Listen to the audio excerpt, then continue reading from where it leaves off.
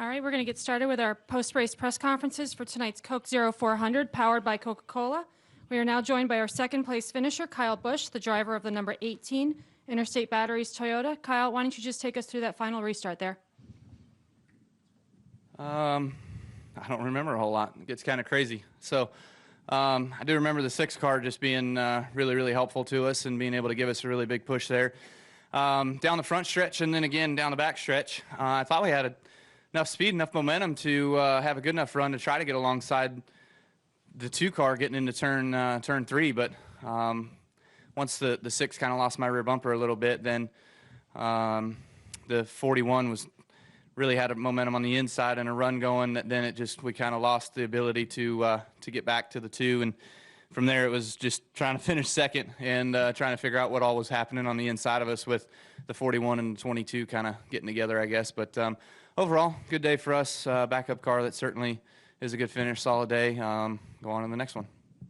And we are also joined by our third-place finisher, the driver of the number 6 Advocare Ford, Trevor Bayne. Trevor, this is a great run for you, third place, you and Roush Fenway Racing. Talk a little bit about that race out there. Yeah, that last restart was wild. You know, I had a lot of help from the 3 car when we went to the top. We restarted 12th and made a huge run.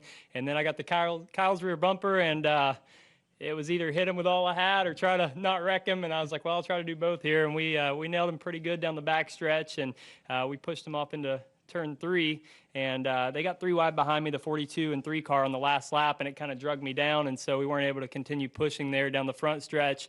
But to have a top 3 finish today, it's really, really a great day for us and a great day for Roush Fenway Racing and Ford, for our organization to be on the pole this weekend, to have 3 cars in the top 8, 2 in the top 5. I think that's kind of a landmark for us as an organization with the struggles we've had to get all 3 teams running strong on a weekend like this. Obviously, a lot of it is just getting through the day. You know, my spotter did a great job today keeping me calm. A few times I dropped to the back where these guys were riding at, you know, Kyle and Carl and a few other guys were kind of hanging out while it was wild, and we did that and missed the big one and barely missed the other wreck in turn 1 and 2, so I'm thankful for that. But overall, just really, really, you know, a solid points day for us. It's not a win that we need to get in the chase, but it's a great step in the right direction for making it in on points. All right, we'll now open up to questions for Kyle and Trevor. If you have a question, please raise your hand. We'll get a microphone for you. State your name and affiliation when you get it. We'll start with Stan and go to Nate.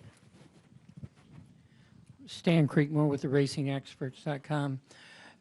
Kyle, how confident were you at the start of the day, given that you only had a couple of laps in this car? It was fine. You know, Joe Gibbs Racing's been around for a long time, and they do a really good job of being able to prepare some good cars. And you know, we had a mishap there in practice, unfortunately, with you know, having the cutting the tire down and getting ourselves in the fence. But they came back strong and got us a good car. When it qualified, it felt fine. And then you know, the first couple runs that we had with Pack Racing, I seemed to learn a little bit about it and being able to make my moves and what moves I could or could not make. And from there, you know, it was just the rest of the day was pretty normal, I'd say. I'll go to Nate. Nate Ryan, NBC Sports. Kyle, when Keselowski took the lead from you with about 15 to go, how did you see that? Is there anything you could have done to prevent him from getting to the bottom? He definitely just had way more maneuverability than it seemed like than anybody, but especially than I did. You know, I don't know how he got the kind of run that he got, but when he got that run down the front stretch, getting into turn 1, and then was just able to turn to the bottom, my car would be kind of loose doing that. It would just over-rotate on me a little bit.